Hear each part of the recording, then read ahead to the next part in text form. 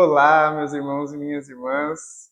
Estamos de volta depois de um período aí sem publicar, né, muitos vídeos aqui no nosso YouTube.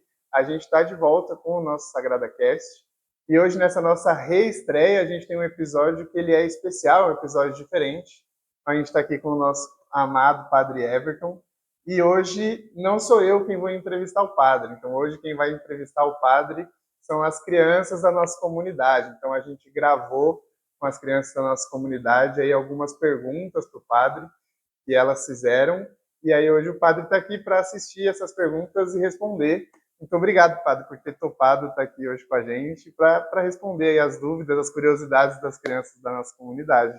Que bom, que alegria, que bom a gente poder retomar o nosso trabalho de evangelização aqui pelo canal do YouTube, que seja uma ferramenta muito útil para todos nós, né? E retomar assim com as nossas crianças é melhor ainda, né? Então as crianças têm que ter realmente um espaço, um lugar privilegiado na vida da igreja, né? Jesus amava as crianças, disse aos discípulos, né, deixai vir as minhas crianças, então a gente possa cuidar muito bem das nossas crianças, porque nelas está o presente e o futuro também da nossa caminhada evangelizadora e de tudo no mundo, né, porque é dessas crianças que vão brotar todas as profissões, todos os trabalhos, né, então a gente possa educar bem, passar os valores aí da fé, do evangelho para as nossas queridas crianças. Perfeito. Então, primeiro eu vou passar o vídeo, pai, das nossas crianças se apresentando aí, falando quais as pastorais, para eu ver quantas crianças que vieram participar aqui com a gente, tá? Eu sou a Ana Júlia, eu tenho 10 anos e eu faço parte da catequese de Domingo da Menino Jesus. Eu sou a Beatriz, eu tenho 10 anos, eu sou coroinha e faço catequese. Eu vim da Capela Menino Jesus. Meu nome é Estela, eu tenho 10 anos, eu sou coroinha e faço catequese de terça.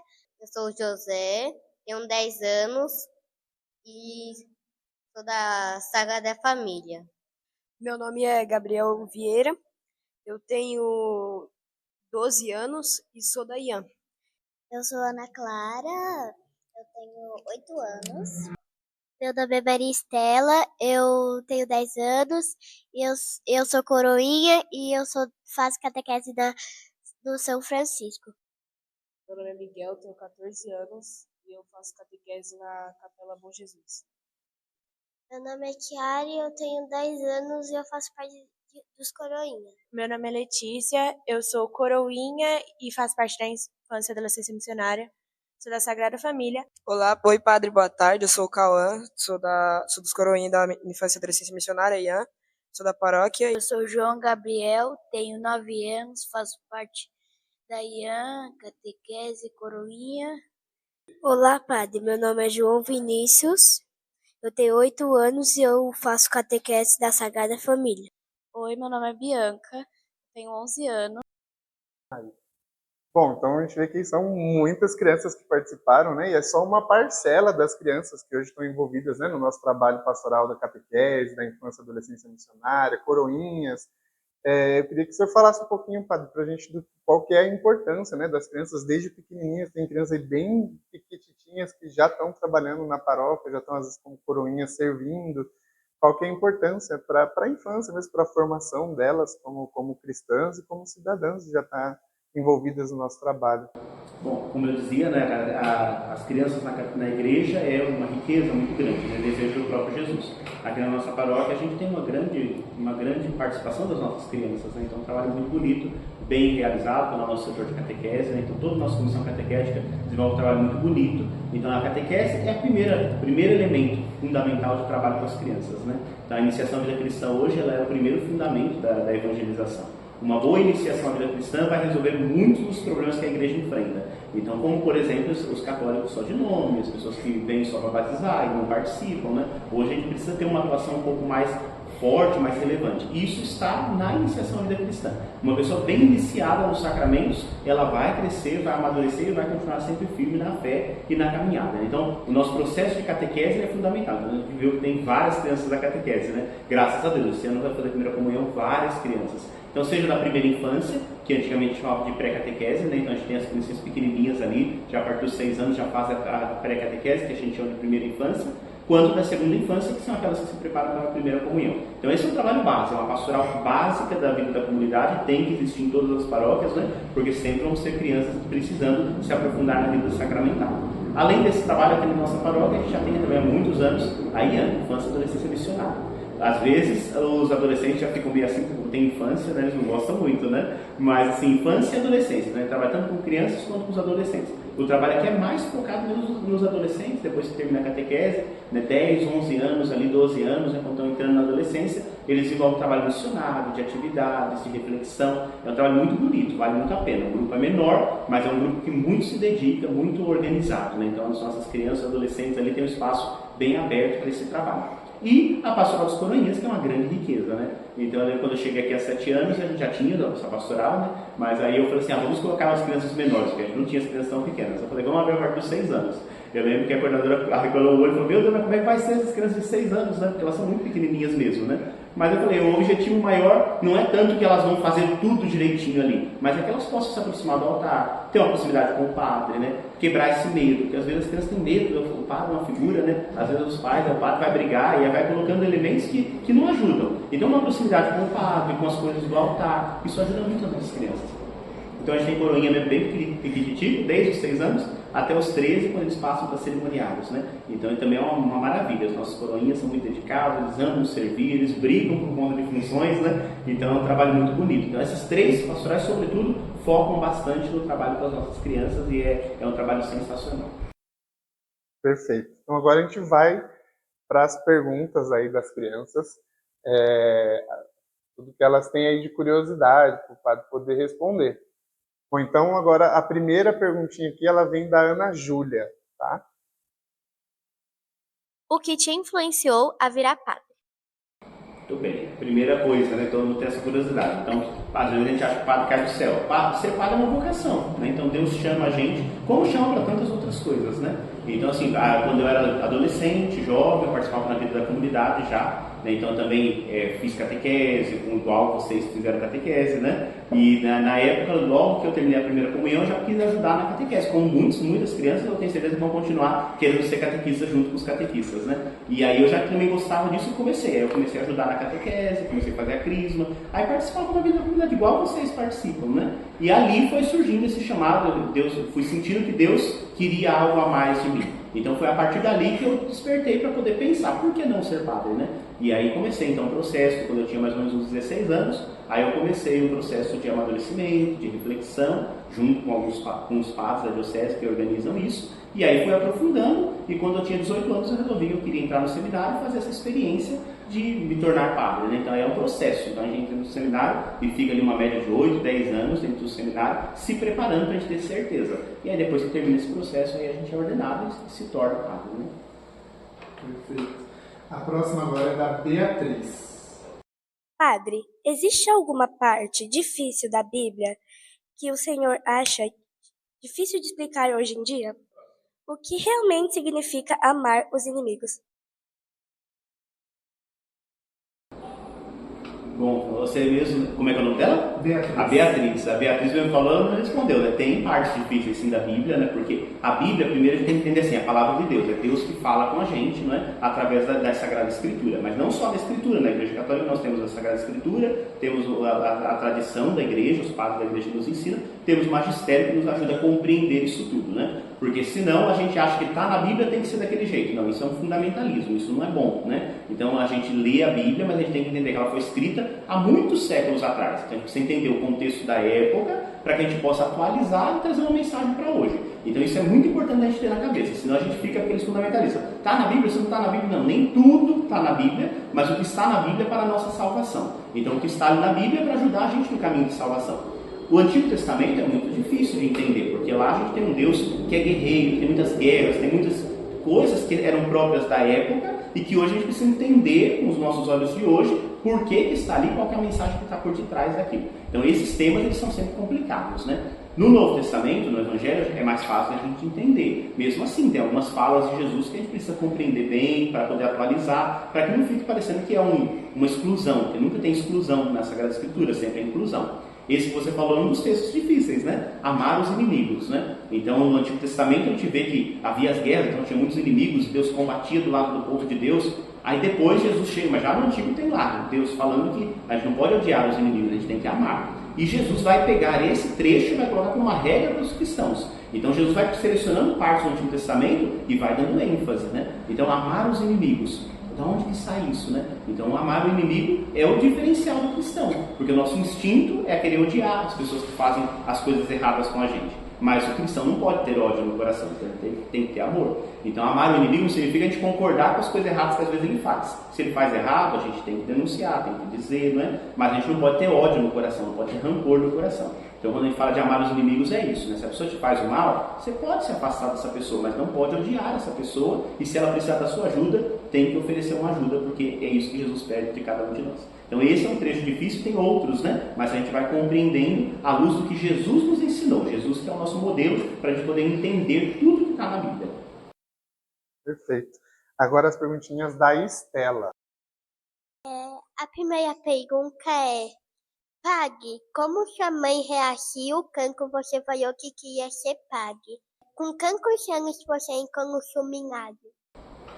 Minha mãe reagiu bem, né? Assim, é claro, sempre tem essas dificuldades, né? Ela participa da comunidade também, então ela sempre apoiou, né? Eu tenho 2 irmãs, então eu e minhas 2 irmãs. No que a gente achasse que a gente deveria fazer da vida, ela sempre deu muito apoio, né? Agora, é claro que não foi fácil, sobretudo quando eu entrei no seminário, porque é esse afastamento, né? Então você não está mais dedicado. Você perguntou quantos anos? Eu entrei no seminário com 18 anos, né? Eu sou do mês de outubro, fiz 18 anos em outubro, em fevereiro do ano seguinte eu já estava no seminário, né? Então fui o primeiro a sair de casa, tenho uma irmã mais velha, mas ainda as 2 eram solteiras, né? Porque eu entrei no seminário, né? Então assim, o primeiro que sai de casa, então tudo isso causa um pouquinho de susto, né? Então para a mãe nunca é fácil ficar longe dos filhos, ainda mais então com 18 anos já sair de casa hoje não é tão comum assim, né? Então jovem já sair de casa, mas sempre aceitou muito bem, sempre apoiou muito, né? E foi uma fase, ela sempre me deu todo o apoio que eu precisava. Agora a perguntinha do José. Quem é mais importante? Maria ou Jesus?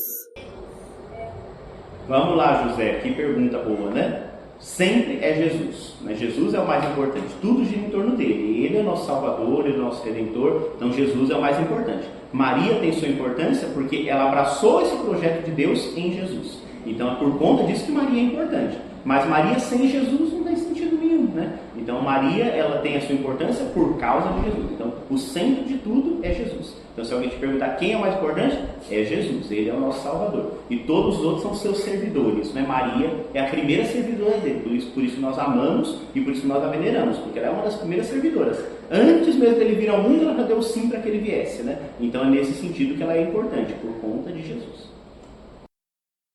Agora a gente vai para a perguntinha do Gabriel. Como que você descobriu que você queria ser padre? Isso. Foi um pouquinho já, né? Já comentei um pouquinho, mas foi isso, foi na caminhada da comunidade, né? Então fui sentindo que Deus me chamava para ajudar mais as pessoas, para ensinar a palavra, para poder organizar as coisas da igreja, né? Então eu fui sentindo que Deus me chamava para essas coisas, né? Então foi ali que eu fui sentindo que Deus queria isso de mim, né? Que Deus queria de mim ter uma família maior e não uma família pequenininha como a família de vocês, né? Então o padre não é que ele não tem a família dele é a comunidade, né? Então o padre tem uma família maior. E aí eu fui sentindo isso, né? Nessas coisinhas do dia a dia, eu fui sentindo que Deus me dava dom para que eu pudesse colocar a serviço e me tornar um padre para o povo de Deus. Agora a Maria Estela. Padre, quem te apresentou essa carreira de ser padre? Isso, vamos lá. Então, a carreira de ser padre, a gente chama de vocação, né? Então, assim, é diferente de outras profissões, né? A pessoa que tem uma profissão, ela organiza a sua vida e ela trabalha naqueles períodos. O padre não, o padre é padre o tempo todo, sempre. Agora, é claro que também, né? O padre também tem as atividades, as funções, horários, atendimento, mas o padre é padre o tempo todo, né? Então, quem me apresentou isso foi na comunidade, né? Vendo os padres da minha, quando eu era pequeno igual a vocês, eu vi os padres lá da minha paróquia, lá em Mauá, e aí eu via esses padres, eu também tinha contado, eu não era coroinha, porque na minha paróquia não tinha coroinha, né? Mas eu participava da catequese, então eu via os padres ali. Então o jeito dos padres viverem foi o que me apresentou, eu falei, nossa, eu queria ser igual a eles, né? E aí comecei essa caminhada. Então essa caminhada no vocacional, a gente sempre se inspira em alguém. É como vocês também, né? Vocês começam a pensar, nossa, que profissão que eu quero ser no futuro, né? Aí vocês veem as pessoas fazendo as coisas e falam, nossa, eu me inspiro nessa pessoa. Então para nós padres é isso, a gente olha para um padre, se inspira nesses padres e aí a gente vai caminhando para poder crescer nessa vocação. Agora as perguntinhas do Miguel. Qual é o maior desafio da Igreja Católica no mundo atual? E como o senhor ajuda alguém que diz ter perdido o sentido da vida? Nossa, Miguel, a sua pergunta é difícil, né? Bom, a missão da igreja é sempre evangelizar. Acho que hoje o grande desafio é nesse mundo tão dividido que a gente vive, né? O mundo hoje está muito dividido, conturbado, complexo, né? Em meio a esses desafios todos, a gente anunciar Jesus, que tem um projeto tão diferente desse mundo egoísta, consumista, onde as pessoas são descartadas, onde as pessoas brigam o tempo todo, né? A te apresentar alguém que vem unir todo mundo. Então vocês devem perceber na casa de vocês, né? Hoje em dia é uma briga, então se a pessoa pensa de um jeito, o outro pensa de outro jeito, começa as confusões, né? Por política, por religião, por time, por tanta coisa. E a gente ensina Jesus, que não briga com ninguém por nada dessas coisas. Jesus está sempre próximo das pessoas e cuida das pessoas. A missão da igreja é ser como Jesus, é cuidar das pessoas, é ensinar a esperança, é dar uma palavra de vida para as pessoas, né? E aí, nesse sentido, o padre, que representa também, né, Jesus, que cuida, o bom pastor, ele deve também cuidar das pessoas. Aí você disse, né, tem gente que vai perdendo o sentido da esperança. Hoje são tantas doenças que a gente vive, né? Depressão, síndrome do pânico, tanta coisa que abate a vida das pessoas. São problemas, ansiedade, né? Então são doenças que se abatem na vida da gente que a gente precisa cuidar. E quando a pessoa está com uma doença dessa, ela precisa de apoio, ela precisa de carinho, ela precisa de cuidado, né? E muitas vezes ela vem buscar uma força na igreja, ou a gente fica sabendo que vai fazer uma visita, né? E aí a gente vai apresentando esse Jesus que cuida de nós, mesmo quando a gente está desanimado, mesmo quando a gente está pensando coisas que não são boas, né? Então o que a gente tem a dizer para a pessoa é mais do que dizer. Quando você se deparar com uma pessoa que está às vezes depressiva, precisando, né? Vocês como crianças já também, oferecer amor, carinho, atenção, isso é o mais importante. Ouvir a pessoa e aí dizer uma palavra de Jesus, né? Dizer que de fato Deus ama e que a gente está junto, que a pessoa não está sozinha. Eu acho que essas pequenas coisas vão ajudando e depois a gente vai encaminhando para poder ajudar ainda mais, né, nos tratamentos, em tudo certinho. Mas o mais importante é o acolhimento. Então você já pode vivenciar isso, né? Acolher, rezar pela pessoa, pedir que Jesus cuide, né? Então a nossa oração também faz grande diferença na vida das pessoas que passam por sofrimentos. Pô, muito boa a pergunta mesmo. Agora vem as perguntinhas da Kiara. A minha pergunta é, você sendo padre, é uma profissão e você ganha por isso? E quando o Senhor está triste, o que faz para se sentir melhor com Deus? Bom, Kiara, quando a gente está triste, é isso, a gente tem que rezar, pedir força para Deus, né? Se é uma tristeza, assim, tristeza tem dia que a gente acorda triste, todo mundo tem esses momentos, né? Então assim, a gente tem que rezar, pedir força. Agora, como eu dizia na pergunta anterior, se essa tristeza ela permanece muito tempo, né? Semana inteira triste, aí a gente tem que procurar um médico, procurar uma ajuda, porque não é normal a gente viver sempre triste, né? Mas um dia ou outro estar triste é normal, aí a gente reza, pede força para Deus, procura distrair a cabeça com uma coisa legal que a gente gosta de fazer, e aí a tristeza vai embora. A gente não pode ficar ligando muito para a tristeza, senão ela toma conta, né? Então a gente vai fazendo uma outra coisa, ocupar a cabeça da gente é muito importante, né? Você disse que ser padre é uma profissão, como eu dizia já anteriormente, não é uma profissão, né? É uma vocação, é um dom, então a gente vive para isso. O padre na Igreja Católica, ele é mantido, a comunidade que sustenta o padre. Por quê? Porque ele está sempre à disposição. Então o padre não reza só missa, ele faz um monte de outras coisas, cuida do templo, cuida da vida da igreja, atende as pessoas, né? Então se a gente tem um trabalho, um horário fixo, a gente não vai estar disponível o tempo todo para a comunidade, né? Então na Igreja Católica, o padre é disponível para a comunidade, para ele poder estar a serviço da comunidade sempre, né? E por isso então a comunidade mantém e sustenta o padre, né? Então é diferente de uma profissão. Então a gente trabalha o tempo todo, a gente pode também tirar as férias, ter um dia de folga, porque todo mundo tem que descansar, né? Mas o padre é mantido pela comunidade. E aí todo mês o padre recebe uma ajuda. Então não é um salário, o padre não é registrado, o padre não tem nada dessas coisas, né, do mundo do trabalho. Mas a comunidade mantém e dá uma ajuda para as coisas que o padre precisa comprar, as coisas, né, pessoais do padre. Então essa ajuda o padre recebe todo mês da vida da comunidade. A gente chama de côngrua, né? Não é um salário, se chama côngrua, um nome diferentão assim, né? Mas é esse nome para dizer, é uma ajuda que a comunidade dá todos os meses para o padre. Então, agora vem a perguntinha da Letícia. O que é uma vida boa de verdade aos olhos de Deus? E como explicar a ordem de Jesus para perdoar 70 vezes 7? O próximo. Bom, uma vida boa é uma vida feliz, a gente viver feliz, sem tantos pesos, né? A gente poder caminhar bem, a gente colocar nossos dons a serviço. Então, uma vida boa é a gente poder entender o que Deus quer de nós e vivermos essa vida, né? É amar, é se sentir leve, é ser feliz, é não trazer muitos pesos, né? Às vezes a gente coloca muito peso e se cobra demais. E essas cobranças não é bom, né? A gente não pode se cobrar tanto. A gente tem que viver. A vida é uma aventura que a gente tem que viver a cada dia. Então, sobretudo vocês, são crianças, tem que viver, tem que experimentar as coisas da vida, né? Mesmo quando a gente falha, a gente aprende com o nosso erro, a gente melhora. A mãe da gente ajuda a gente nesse sentido, a comunidade ajuda, né? Então, a vida boa é uma vida bem vivida. A gente tem que viver a vida, vamos vivendo, sabe? E aí a gente vai vivenciando com responsabilidade, com amor, tudo certinho, né? E perdoar 70 vezes 7 é isso. Jesus pede que ele perdoe sempre. Então esse número ele é um número simbólico que significa infinito, é um número infinito, né? Então é a infinitude mesmo. Então o perdão é sempre na nossa vida, né? Até porque não tem como a gente ficar contando, mas a gente tem que perdoar sempre. Então eu dizia agora há pouco, mas eu repito agora, né? A gente perdoa. Esquecer, a gente não esquece, porque a gente é humano, a gente tem memória, né? Agora a gente não pode ficar, toda vez que a gente lembra daquilo, ficar com ódio, com rancor, ficar sentindo coisas ruins. Quando a gente perdoa, a gente deixa para trás. A gente se lembra daquilo, mas aquilo não faz mais mal para a gente. Então a gente tem que sempre estar aberto, disponível para perdoar. É isso que Jesus pede, né? Então Jesus vivenciou isso, né? Quando ele estava sendo crucificado, ele olhou para o Pai e pediu: Pai, perdoa esse povo, porque eles não sabem o que eles estão fazendo, né? Então eles estavam matando ele e ele estava perdoando. Então é isso que Jesus está ensinando. A gente tem que perdoar sempre, mesmo quando é difícil, mesmo quando alguém faz uma coisa ruim com a gente, a gente tem que perdoar, pôr na mão de Deus, porque é Deus que conduz sempre. Agora então as perguntinhas do Cauã. Saber como que tem uma fé grande em tempos difíceis e como que como volta para uma vida de oração. Vamos lá, ter fé nos tempos difíceis. A nossa fé tem que ser em todos os momentos, né? Quando tudo está bem, é fácil. Mas quando surge um desafio, um problema, né? Aí é que a gente tem que manifestar mesmo a nossa fé. Então a fé é essa confiança que a gente tem em Deus de que as coisas difíceis vão passar, né? Tem aquela confiança que a gente tem de que aquela coisa difícil amanhã, depois, Deus vai nos dar força, a gente vai conseguir solucionar e ela não vai mais prejudicar a vida da gente. Então a gente tem que manter essa esperança, essa confiança em Deus. A fé é como uma confiança em Deus, é como uma luz no caminho. Quando tudo fica escuro, a fé ilumina o nosso caminho. E aí a gente não tropeça e não cai, porque tem aquela luz iluminando, né? Sem a fé, a gente anda num caminho escuro, então a gente não vê as pedras, a gente tropeça, a gente cai, a vida se torna mais difícil, né? Então a fé é uma grande luz que ajuda a gente a caminhar bem. Então a gente sempre caminhar bem.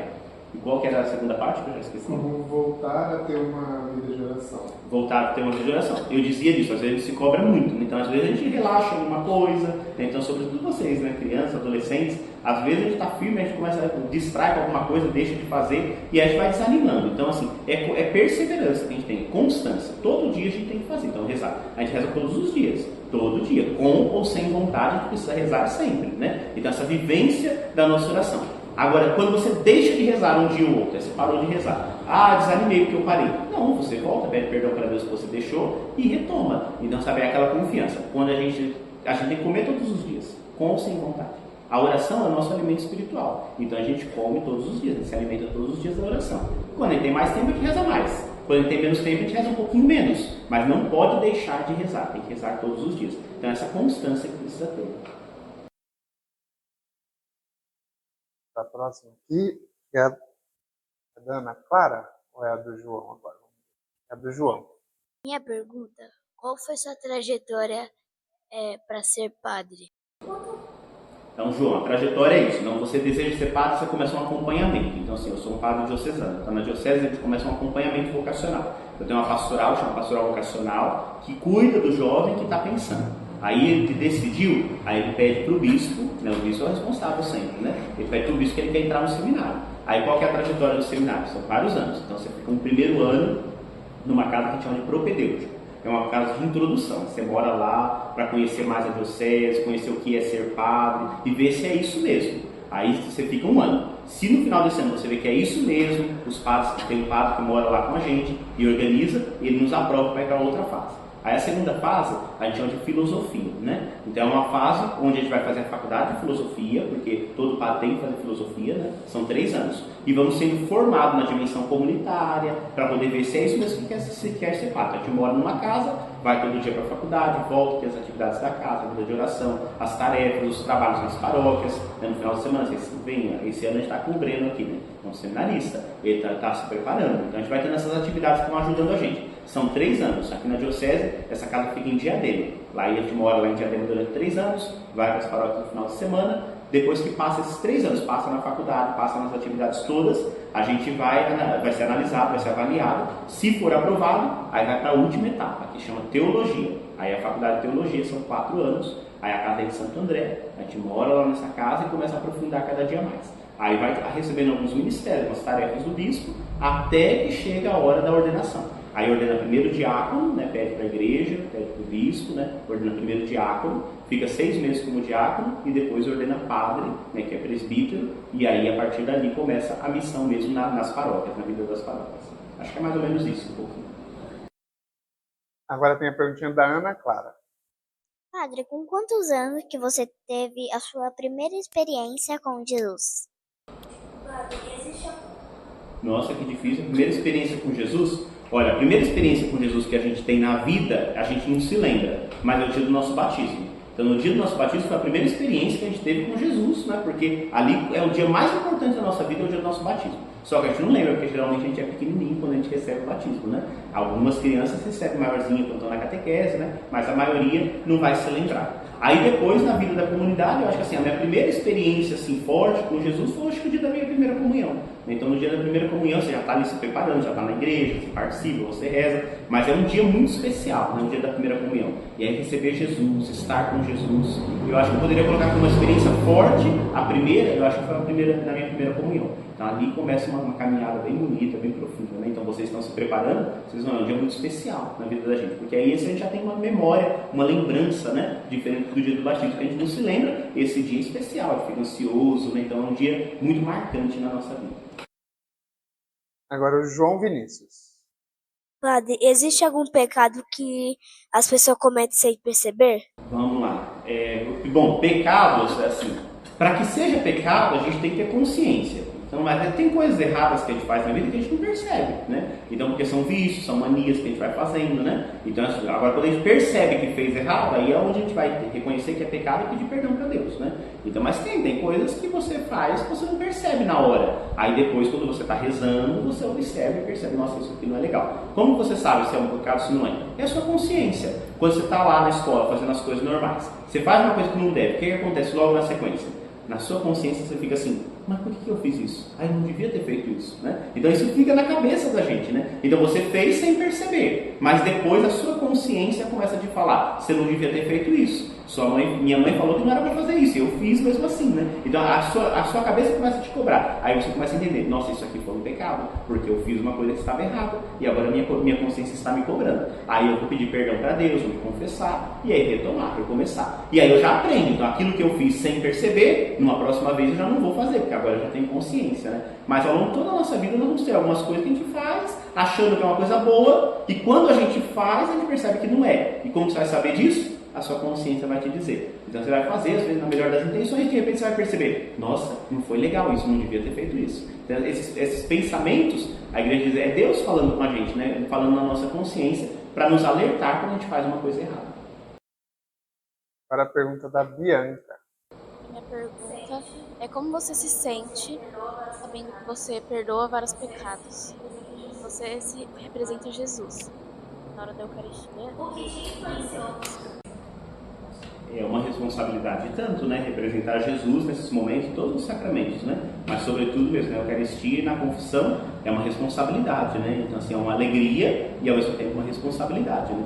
Então é Jesus que acolhe, né? Então por quê? Primeiro assim, já entra, né? Por que as pessoas têm que vir se confessar com o padre? Tem gente que vocês vão ouvir, né? Sobretudo as pessoas evangélicas não gostam dessa ideia e falam assim, não vou me confessar com o padre que é pecador igual a mim, né? Não tem necessidade. A gente entende que o pecado na vida da gente é como uma doença. Quando a gente está doente, se for uma doença pequena, a gente cura sozinho. Mas se a gente fica bem doente, o que a gente tem que fazer? Tem que ir no médico, né? O médico também fica doente igual a gente. Mas, no entanto, a gente vai lá porque ele foi preparado para aquilo, ele vai ouvir a nossa doença. E mesmo que ele estiver com a mesma doença que a gente, ele vai ajudar a gente a se curar, né? Então, o padre é a mesma coisa. Então, o padre também tem os seus pecados. Mas ele vai acolher aquele pecador, porque ele foi preparado por Deus para isso. Ele representa Jesus naquele momento. Ele vai acolher aquele pecador e vai ajudar aquele pecador a sair do pecado. Então, é por isso que a gente vai se confessar sempre, né? Então, e o padre tem essa responsabilidade de ser a presença de Jesus que acolhe, que ouve, que dá um conselho e ajuda você a se livrar daquele pecado, daquela doença, né? Então a gente dá ali uma receita para que você possa sair daquela doença.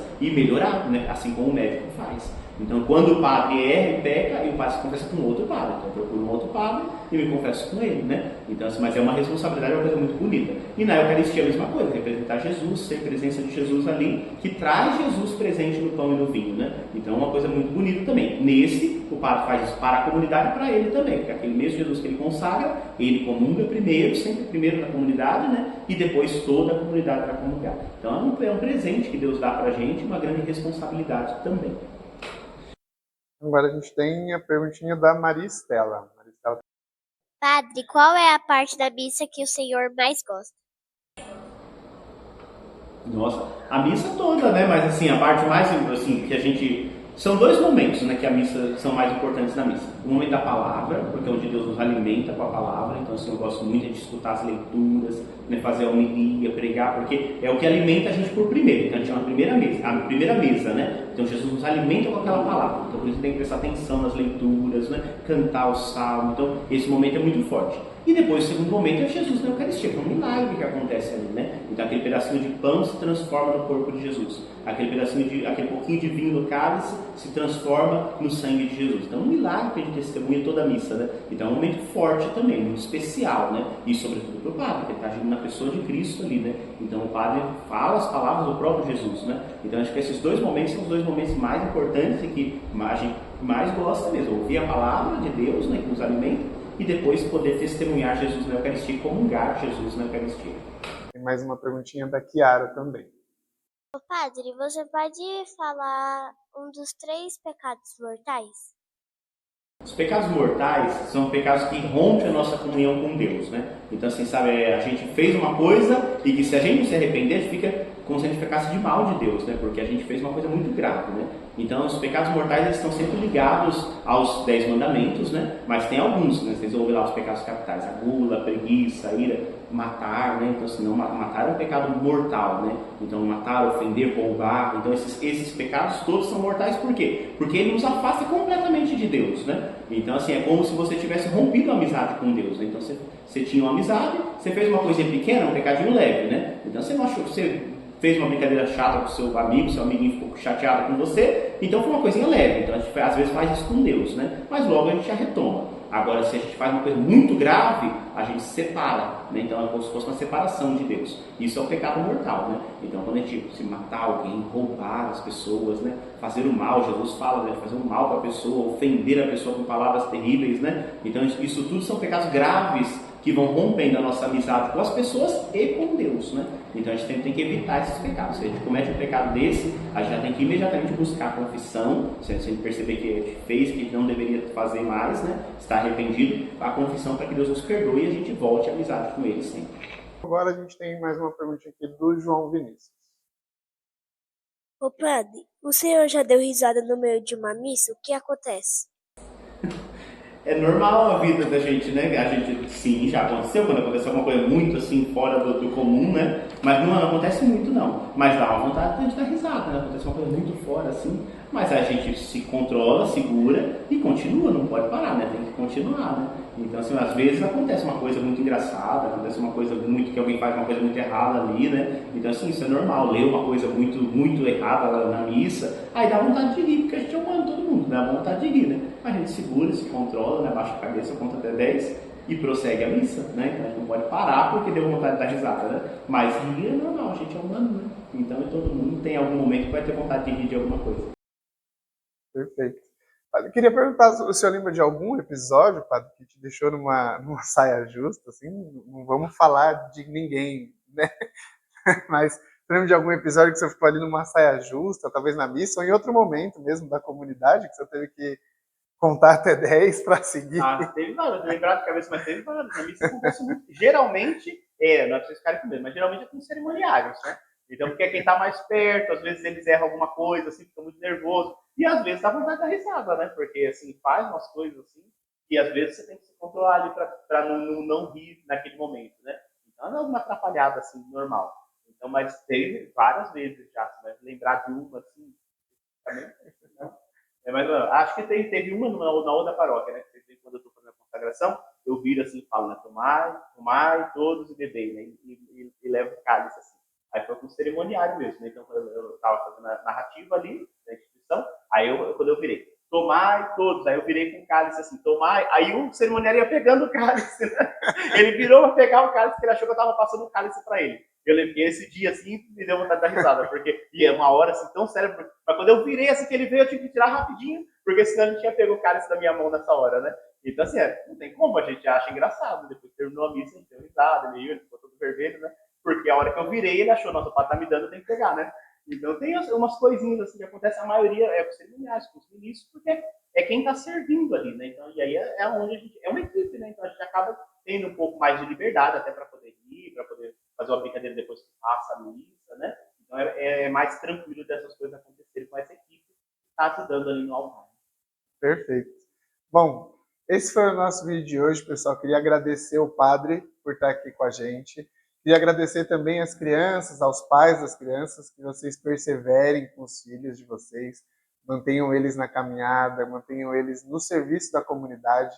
Isso é muito importante para eles e para nós como comunidade também, ter a presença das crianças aqui com a gente é muito importante. Agradecer também as coordenações que ajudaram a gente, né, a organizar esse momento da catequese, dos coroinhas, da IAN.